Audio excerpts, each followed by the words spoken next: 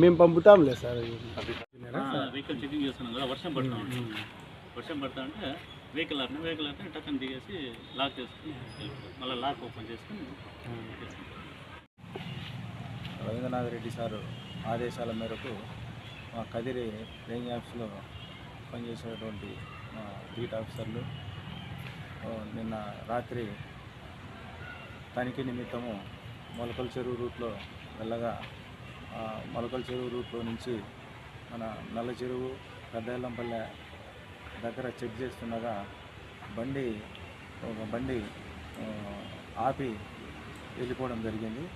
అది ఆ బండి దగ్గరికి పోయి చూడగా అది లాక్ చేయబడింది.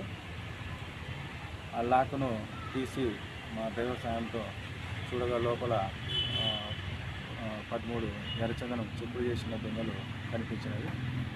అవి మా సిబ్బంది ఆఫీస్కి తీసుకురావడం జరిగింది. అంటే ఇది డ్రైవర్ కానీ ఇంకొక తను ఇద్దరు పారిపోయినారు దాంట్లో నుంచి. వాళ్ళు దొరికింటే కన్నా మనకు ఏ ఏరియా నుంచి వచ్చినది తెలిసేది కంపల్సరీ. దాని ఇన్వెస్టిగేషన్ జరుగుతూ ఉంది. బండి వెహికల్ నెంబర్ ఆధారంగా ఎవరు అనేది ఏమన్నా అది తెలియడంలే ఇంకా. దాని మీద ఆర్టీఓ ఎన్ని గంటల సమయంలో పెట్టుకున్నారు సార్? నిన్న రాత్రి 9 గంటల మధ్యలో, 8:30 9:30 మధ్యలో. మరి పక్కా సమాచారంతోనా సార్, లేకపోతే మామూలుగా